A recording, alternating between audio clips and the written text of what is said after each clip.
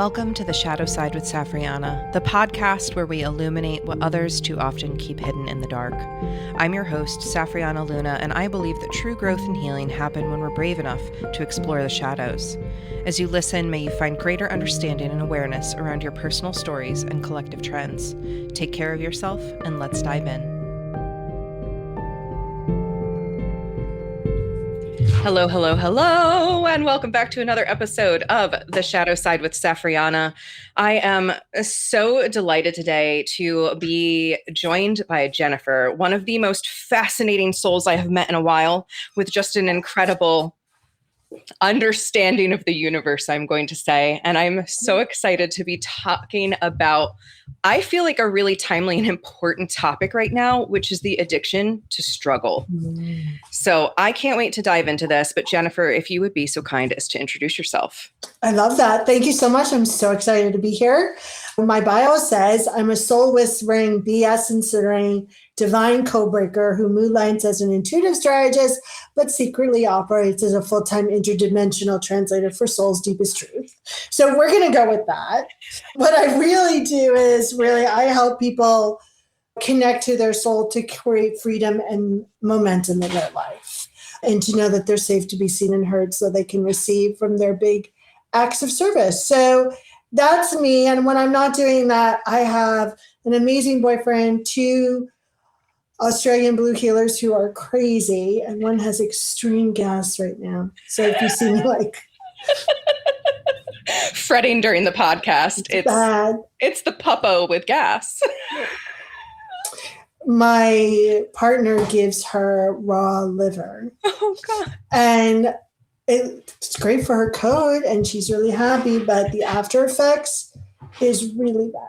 Oh my gosh. Yeah. Well, bless. We do it live here and we just roll with the flow. And sometimes the animals get involved. And yeah, I got to tell the story. When I first got my yoga ball chair, I went on a Zoom like shortly after. And I sat on it and I went, boom, right off of it. Like I fell right off of it. And I got back on and I was like, okay, come on, everyone. We're not going to acknowledge that I just fell off my yoga ball chair. I'm like, I fell like it was like a Zoom, like a crazy moment. Can we just acknowledge that? So, yeah. So I'm kind of quirky and I'm embracing it.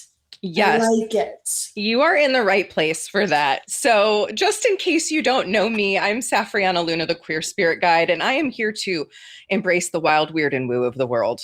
And I just cheer on the people who feel different and quirky to embrace who they really are at the soul level, connect with planet Earth. And so I loved all of the multidimensional universal aspects of what you shared, but we're going to start by grounding into the reality today that so many of us are deeply addicted to struggle. We have been taught that struggle is a sign we're doing good. Oh. And so I want to just throw you the ball right away. Aside from we're taught, can you talk a little bit about what it means to be addicted to struggle and why? Yeah, I have warrior nature. And if you have warrior nature, you're nodding your head right now. So I won't explain it. And we tend to be addicted to the struggle because it feels like we're making progress.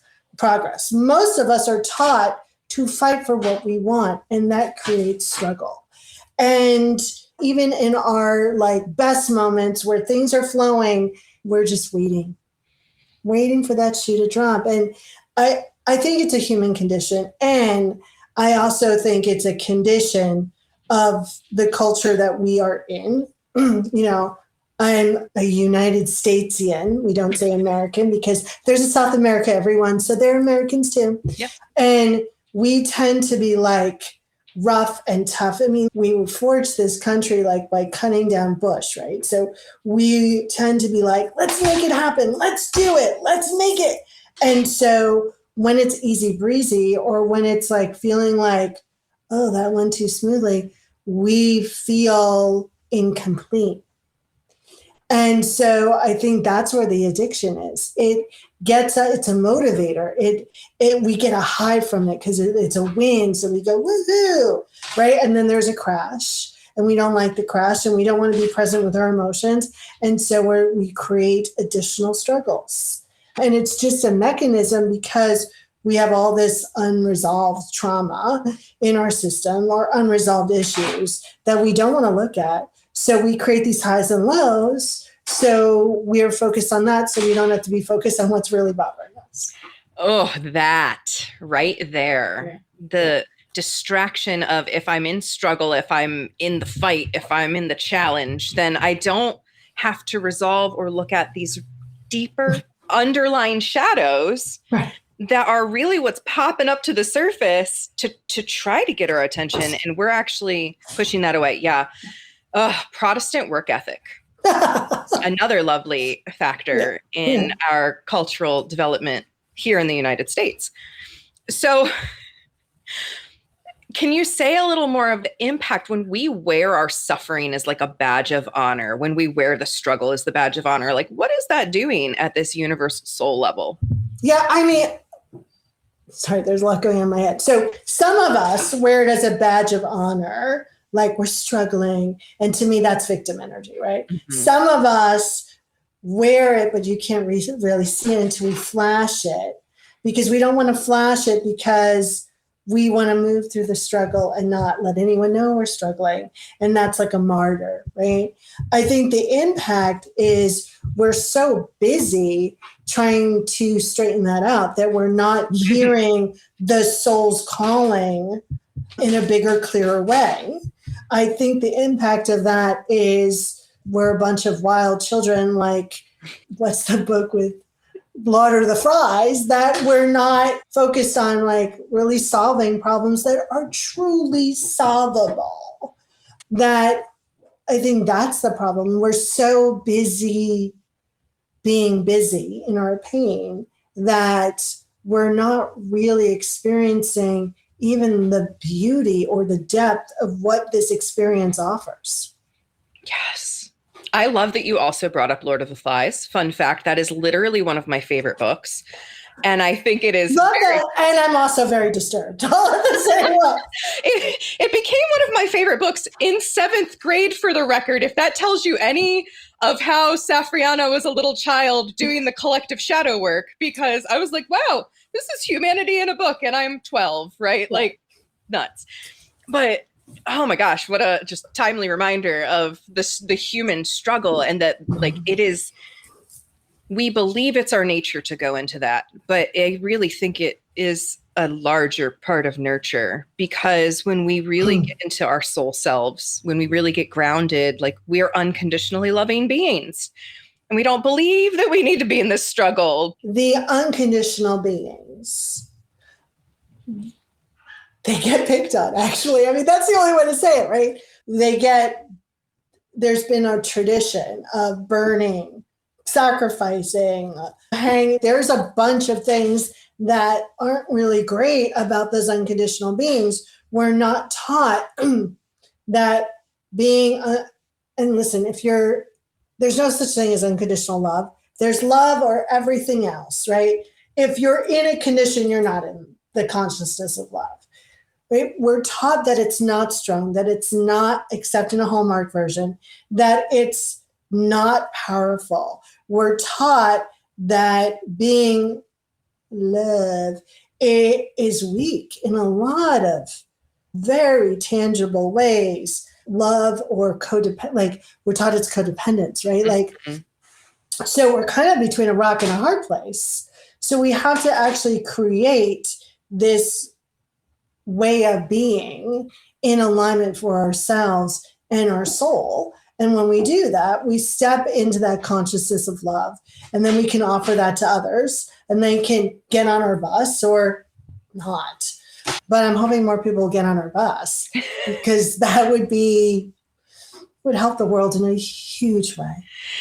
Yeah. And that brings up self-worth, right? A lot of the issue of, I think, not being able to tune into the difference between love and everything else is self-worth, and so much judgment. And self-worth and struggle go hand in hand.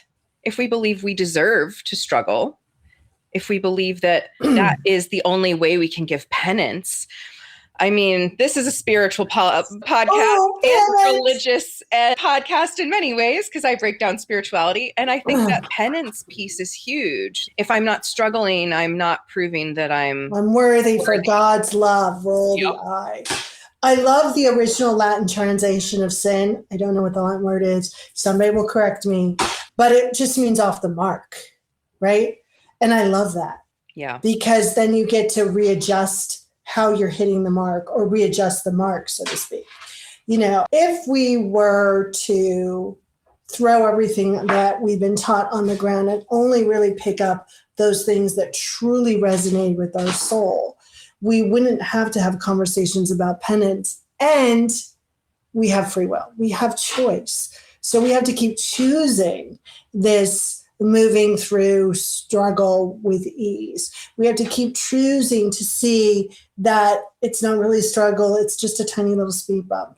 We have to keep choosing to operate from wholeness and completeness. And there are going to be times where there is true struggle because we are stretching ourselves. But most of the struggle that has been truly in my life has been more struggle than I needed to have, because I made it more struggle than it needed to be. Yes. I'm really good at it, by the way. We all are. Like a badge, like I should get like an honor or a crown, because I'm really good at it. I think so many of us are, right? And there's so many threads I want to follow here, because like there's the spiritual bypassing thread. I roll again. Yes, very important. There is the ego, right? The ego creating the struggle. Ego on crack. And then there is the ability to pivot.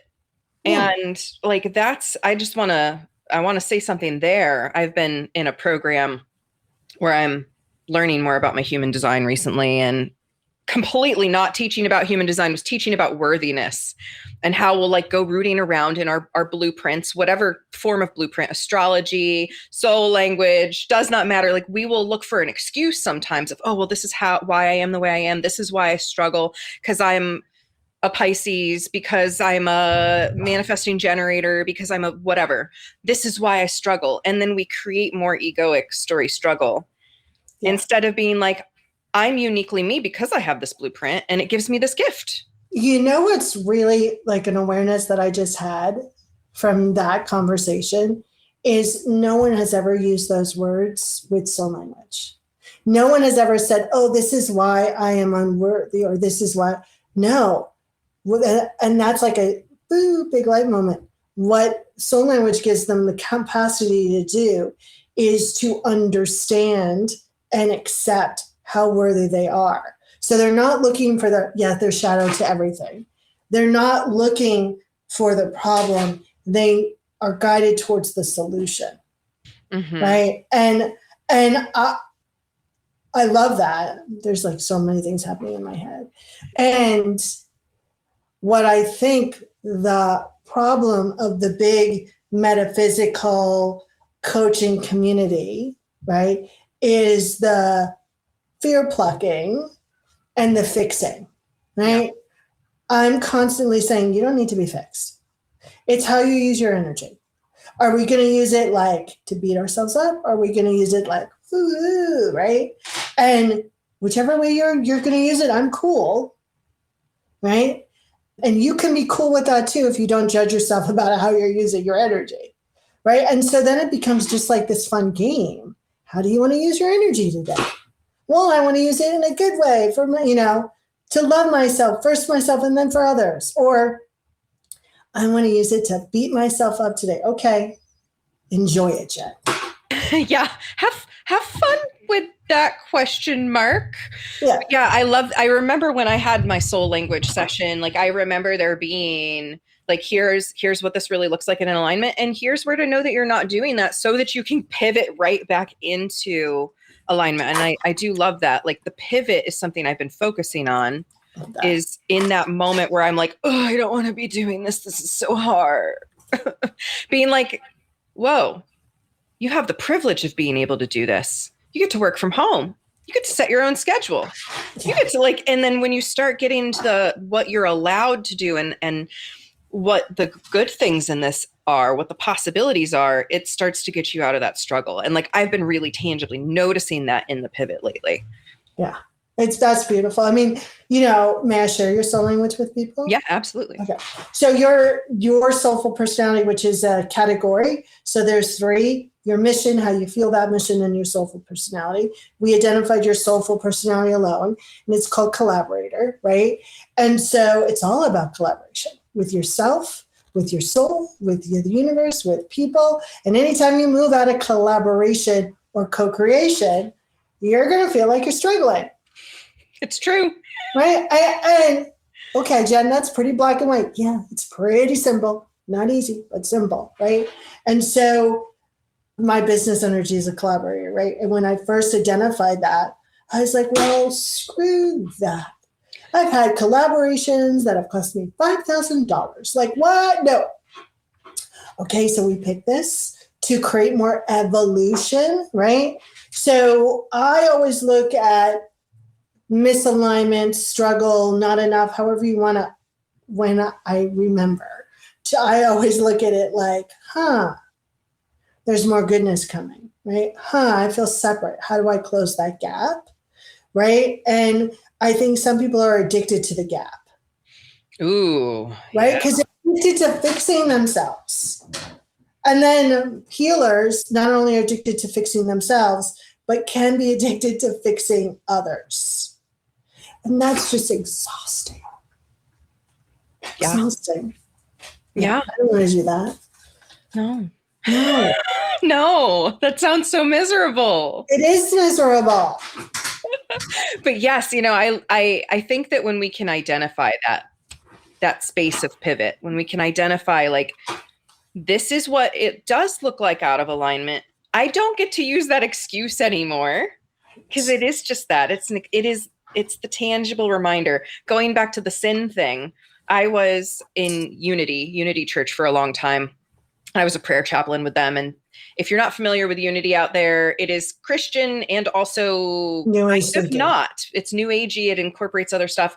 And they look at Jesus as a teacher and a way shower and a brother, not the God that he was trying to teach us. We are God. And that he is God, yes, but that we are God. And sin, the way they teach it, is getting off your path. It's turning against yourself. It's pivoting it away from your soul and towards misalignment. And so I love that reframing of when we get out of that mentality of I am inherently bad and wrong, and we can start to step into, no, I'm either harmonized and aligned with my soul and my expression, or I'm disharmonized and in distortion. And that is simply an invitation to come back. Yeah. But I never believed that I was inherently bad.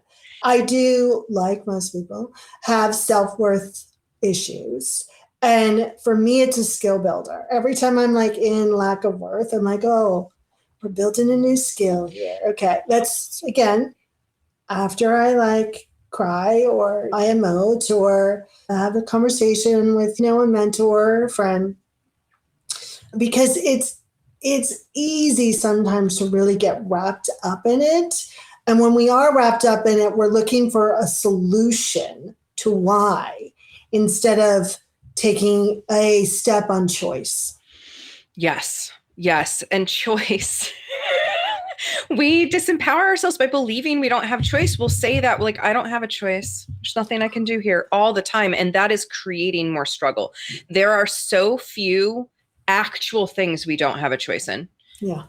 I'll say on calls all the time, you could shut down this call right now, walk out of your house and not talk to me ever again if you wanted. That might not be what you want, but you do have that choice. So I want to talk a little bit about how struggle becomes a survival pattern. It becomes a part of people pleasing and perfectionism too. So how does struggle convince us we're still in relationship? How does struggle convince us we're safe? Because it's familiar and we know it, right? And so the pattern creates this false or illusion or temporary feeling in our body. You know what this is like? I'm good. I know how this goes. Where stretching or joy, we're unfamiliar with what that feels like, or that might feel foreign or temporary. And so the survival, the struggle feels so natural. It doesn't mean we like it. It feels natural, that it gives us this, it creates this false illusion in our body of safety. Yeah. As does people pleasing and perfectionism. All of it. And that's all just the way you do struggle, or the way you are in your kind of false zone of safety, right? The false zone of safety. Dun, dun, dun. How do we convince ourselves that we are safe when we're really in the false zone of safety? What does that look like? So you have to keep activating safety in your body, using your body to do that. And we call that divine intelligence. That's my word for the body. It does not have free will. It's our mind and our soul that has free will. So if we go divine intelligence, fill us with the feeling and knowing that we're safe. I'm going to yawn, because that's what happens when I do it, right? You're going to feel, even if you've never felt it before, if you get on that bus, you will feel it. And you keep activating it. And that safety starts to fill your cellular memory. And then that's your new set point. And then you're going to want to expand, and you want to have more, and you want to experience more goodness.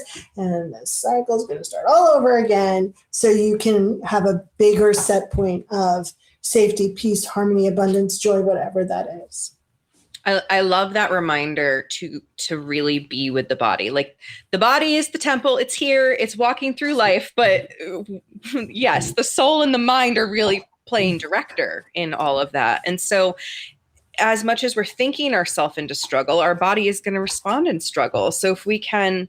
Well, it doesn't have free will. So if you think it, right, it's like, I'm starving. No, every cell in your body is not starving. You're feeling hungry, right? So if we start to watch what we're saying to our body and directing it, then it will respond accordingly. Yeah. So I want to break down the difference between building the skill and expanding our capacity versus spiritual bypassing. Because I talk a lot about spiritual bypassing. It's a topic that comes up a lot on this podcast. I am very anti-spiritual bypassing. I am very... Wait, do you know anyone who's for spiritual bypassing? I do. I'm sorry for you. I know, right? They're not really in my life these days, but I talk about this incident where I was absolutely flabbergasted that a spiritual teacher who I was sitting in front of live started talking about shape-shifting her shadows away. She would just turn them into a lion, or she'd turn them into a squirrel, and she would just send them away. And I'm like, What? And she was teaching this in a class. 2 people, myself, one of the, I quit the class very, very shortly after that. But yes, I do know people who are like, spiritual bypassing is a tool. It's a way to transcend and rise above. No, it's not. It keeps you stuck. It keeps you actually in the struggle. So that's where I want to break down. Like, we're meant to build the skill. And move on. I'm speechless. Normally I have words, but I have no words. Okay. I'm going to have to sit with that one for a minute.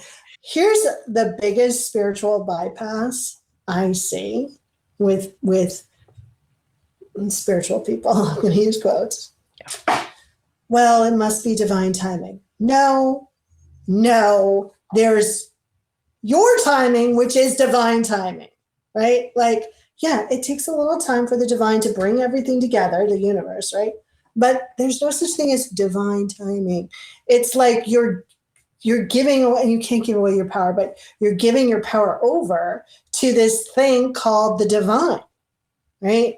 I've seen people, this is another way if you can understand your spiritual bypassing, is your relationship with divinity, right? Are you treating it like Santa Claus, the naughty or nice list? Is it the white knight in shining armor, right? Notice what your relationship is with whatever you call your higher power. Is it this or is it this? If it's this, that's a spiritual bypass. If it's this, keep going, right?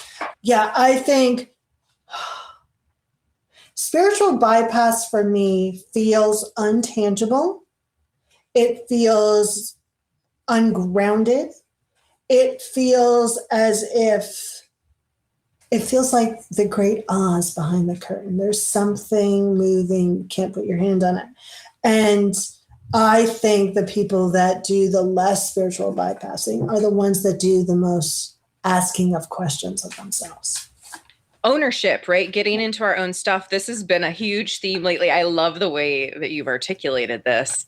Thank you. This equality piece, being on the same playing field as the quote unquote divine versus a hierarchy, because we also use this to make excuses for struggle and poor choices. I am so over people blaming demons and Satan and like whatever outside force for why they themselves are making bad choices. I had a networking thing last week, and I don't have a poker face. And I was talking, she was very Christian oriented. I'm okay, like I don't care. But she's like, okay, so, well, what do you do when there might be dynamic, I'm not going to say the word, demonic, thank you. Present, I can't even say the word. Presence. I was like, yeah, no. I'm like, those things aren't on my radar? Like, why would they be on my radar? Like, I'm not even playing or offering weight to that, right? And I'm very clear about that's why we use the body's divine intelligence to make our connections, because it doesn't have free will. So it will get you exactly in touch with what you're asking. Or I don't like when people are like, I've been killed 1,000,000 times for speaking my truth in my past lives. I'm like, great, they don't have any. They don't get to play here, right? I think that, sorry, I'm having a moment. I know that. I've stunned you. Right? I know that the first person that I go to blame for almost everything in my life is me. I don't know if that's healthy enough, but right, it's not like, oh, I must have a past life, or oh, this is my human design element, or I'm a 3 on the Enneagram. No, I tune inward and go, okay, why is my ego on crack, not interacting with my soul? How do we get back into alignment? Yeah. And I think also when people fall into that traps, I think the way they fall into that trap is they're so looking for answers outside of them that they had some conversation with some intuitive, some coach, something that goes, here's the answer. And they're like, oh, I have an answer. And they've hung their hat on that answer in a way to make sense of their world instead of looking at the seed behind, or the root behind what's going on in the world. Yes. And that's the opposite of spiritual bypassing, is going and being willing to dive into your inner world to get curious. Is it healthy to go and blame yourself first? Probably not. I don't. On one hand, I'm like, yes, it's just the wording, right? It's just the wording of it. Because yes, I believe we should look within ourselves first for where's this misalignment happening? Why am I feeling misery? I love to use tarot as a tool to explore my inner world and call myself out. And my cards have certainly been calling me out on the like, hey, remember, you created your circumstances. Your choices brought you here.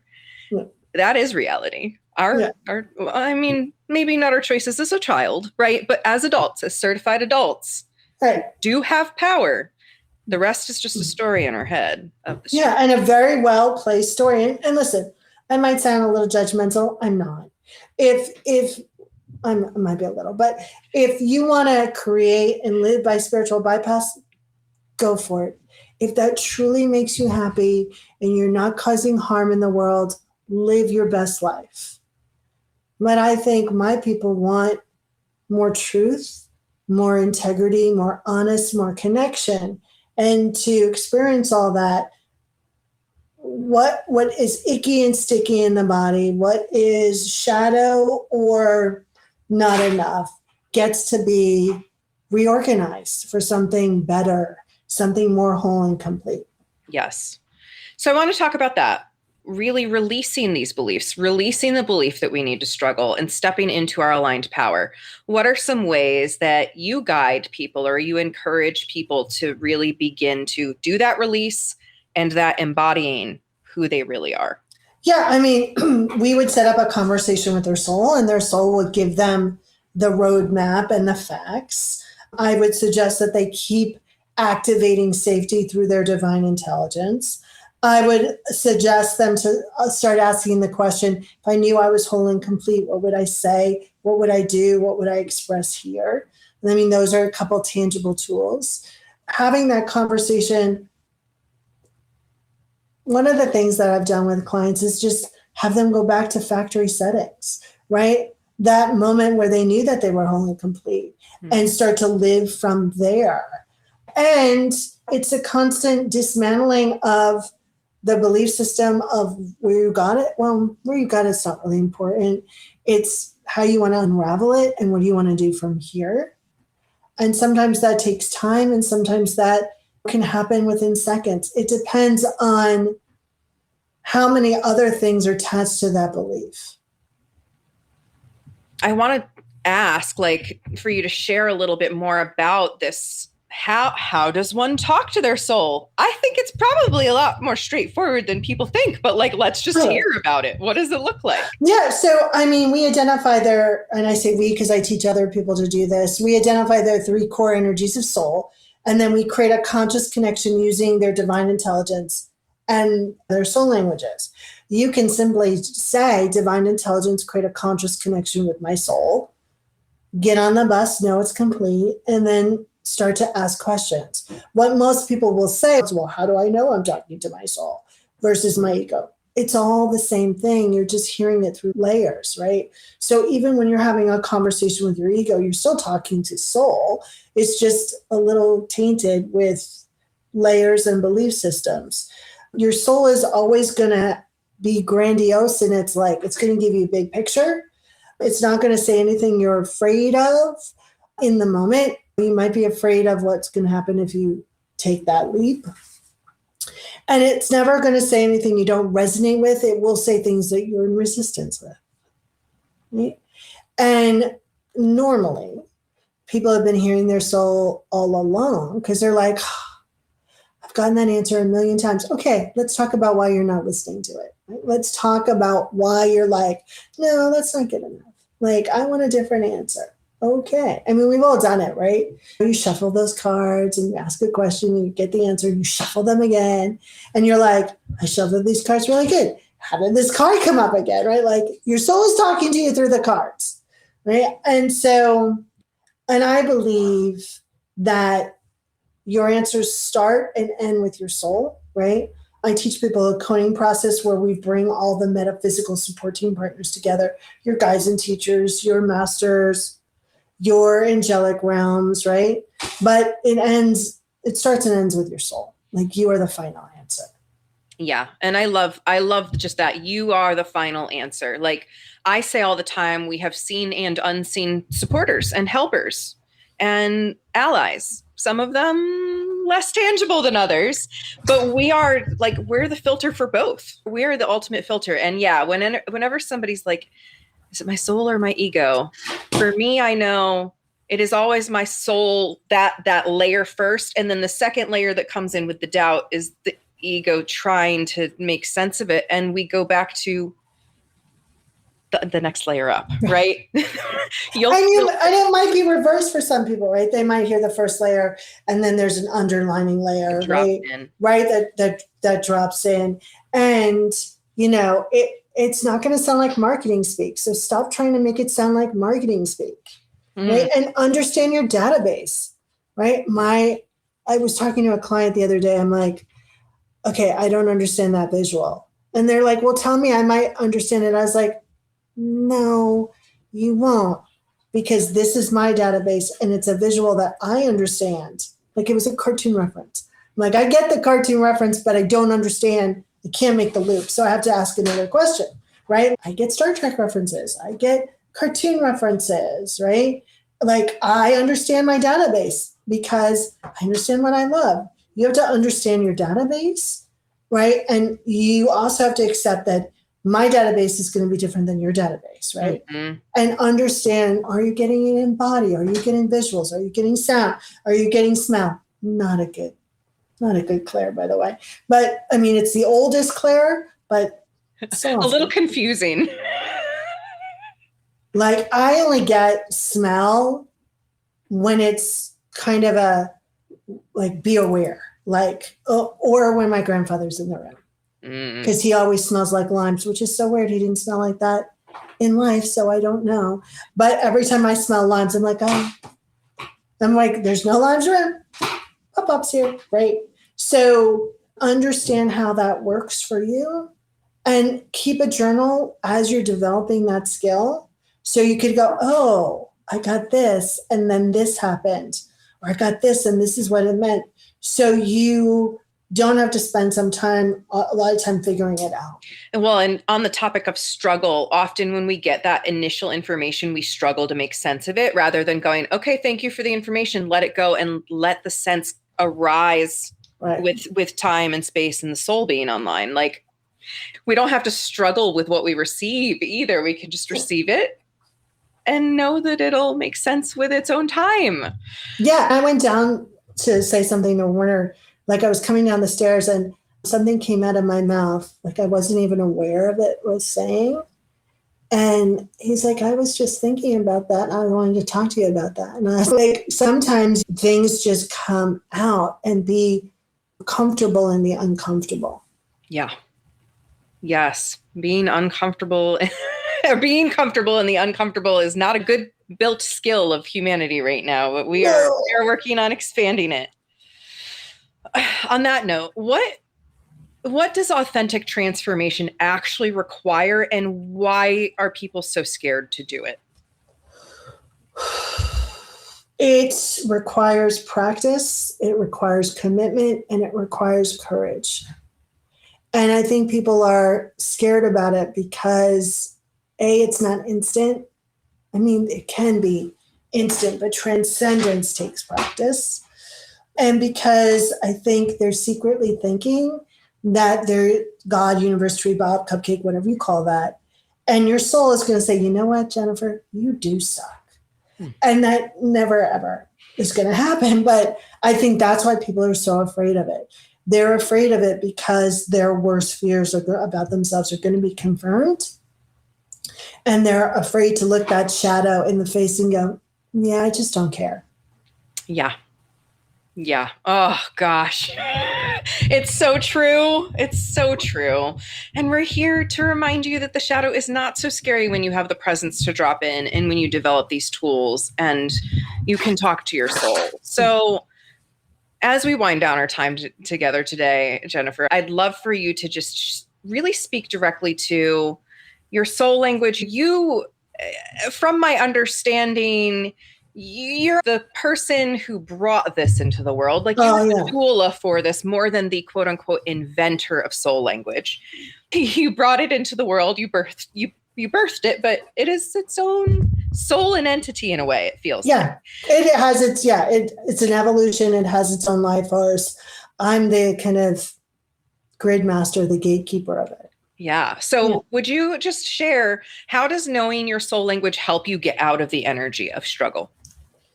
It's a safe harbor. It's a knowing. It's a way to take internal and external action to make a decision to be whole and complete.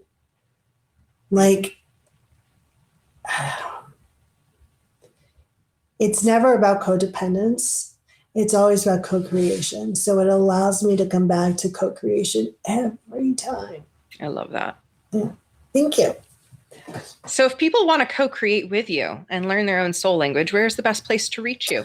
So I'm on all the social media, but I think the best place is at soullanguage.us. There's a section there where you can get a discovery session. I want people to experience the work for themselves, see if it resonates with them, and then move forward, because transformation is not for the faint of heart. It's not, and it takes courage. It takes an immense amount of courage and patience and willing to be in the practice. And since I've learned my soul language of collaborator, I have thought very routinely about how I am showing up in my collaborations and does this feel good for my soul and in my body and all of that. So it's such a fun invitation. I invite you to go check out Jennifer's work and go to her website if you feel called to. And otherwise, is there anything else today about the topic of struggle that you would like to leave as a note of hope for people, or just any other words of wisdom that So, in the words of Borg, resistance is futile. It is. It's futile. Yeah. So the sooner you realize that, the easier you can move into acceptance. And when you release the struggle, you're not surrendering. You're accepting. You're allowing for something new to be created and for you to come back to your biggest power, which is your essential nature. Quotes, t-shirts, bumper stickers. Well, thank you so much for having this conversation with me today. I very much appreciate it. And I hope to whoever listens to or watches this episode that you really take away some permission to listen to yourself, some permission to take some ownership, some permission to step out of the struggle and to actually allow yourself to thrive in who you came here to be, what you came here to do. We are cheering you on. So thank you, Jennifer. Thank you. All right. Until next time, my friends, I'm Safrianna Lughna, and this has been another episode of The Shadow Side. Until next time, I see you, I believe in you, and I'm cheering you on. Bye for now. That brings us to the end of this conversation today. Thanks for being brave enough to walk in the shadows with me. If you found value in this episode, please consider subscribing to Shadow Side with Safrianna wherever you listen to your podcasts, and leave a review to help others find the space of transparency and expansion. You can also connect with me at safrianna.com for more information. Until next time, know I'm loving you fiercely and cheering you on.